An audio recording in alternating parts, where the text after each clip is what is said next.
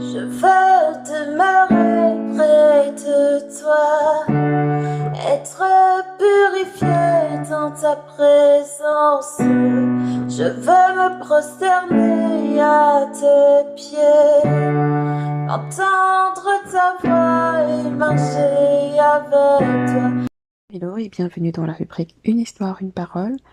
On va lire Matthieu 18 du verset 21 au verset 22. Ça dit: Alors Pétrus s'étant approché lui dit: Seigneur, combien de fois pardonnerai-je à mon frère lorsqu'il péchera contre moi? Jusqu'à 7 fois?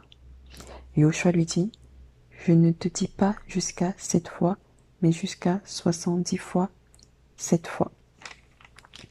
Et ce qui est intéressant, c'est que ce passage vient juste après le moment où Jésus venait de leur parler de comment se comporter quand ton frère a péché contre toi. C'est pour ça qu'en général, je recommande toujours aux gens de, quand tu lis un passage de la Bible, le plus possible, arrange-toi à pouvoir lire le chapitre parce que souvent ce sont des passages interconnectés. Et si possible, même parfois, lis tous les livres en entier. Donc ce qui est intéressant, c'est que Jésus, quand il a abordé cette problématique de frère qui pêche contre toi, il a comme énoncé 3 fois avant que tu ne considères ton frère comme un païen, comme un publicain. Donc là, c'est pas tout le monde qui est ton frère, c'est pas tout le monde qui est ta sœur. Il y a un comportement avec les frères et sœurs, il y a un comportement avec les païens et les publicains. On est d'accord avec ça? Et même Pierre, quand il approche Jésus, il dit combien de fois je dois pardonner mon frère. Il n'a pas dit combien de fois je dois pardonner mon prochain. Il y a une différence. Mais là n'est pas le sujet. Le sujet est quand Jésus parle de cette discipline-là à avoir dans les réprimandes, dans les reproches, dans les remarques. C'est comme si il avait cité maximum 3 fois qu'il faut pardonner. Parce qu'il dit, tu le reprends toi seul, ensuite tu le reprends soit avec un ou deux témoins, et la troisième fois, ce serait que tu le reprennes devant l'assemblée. Et s'il ne se répand pas, ben, il est pour toi comme un païen, comme un publicain. Donc, Pierre, quand il approche Jésus, c'est comme si lui vient avec ce nombre 7 là pour montrer comme si c'était le maximum ultime. Parce que Jésus, il a cité comme 3 fois. Mais Jésus amplifie la compréhension de c'est quoi le pardon. C'est comme si en fait quand il dit 7 fois 70,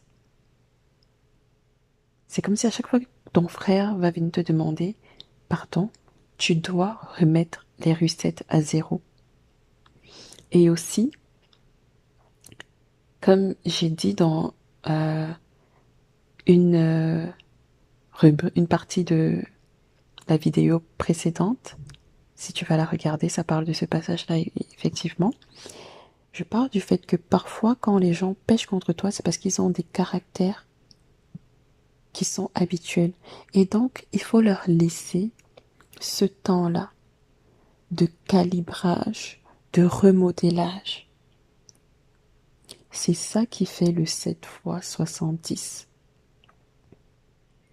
Tu ne peux pas compter une fois aujourd'hui, une fois demain et une fois après-demain comme des chances suffisantes pour qu'une personne change son caractère qui était là depuis des années.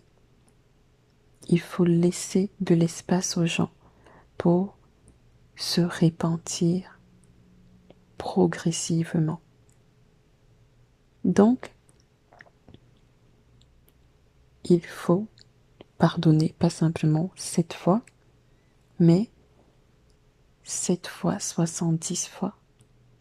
Parce que ça laisse le temps aux gens de changer. Tu peux laisser 7 fois 70 fois une première fois quand tu vas voir cette personne seule.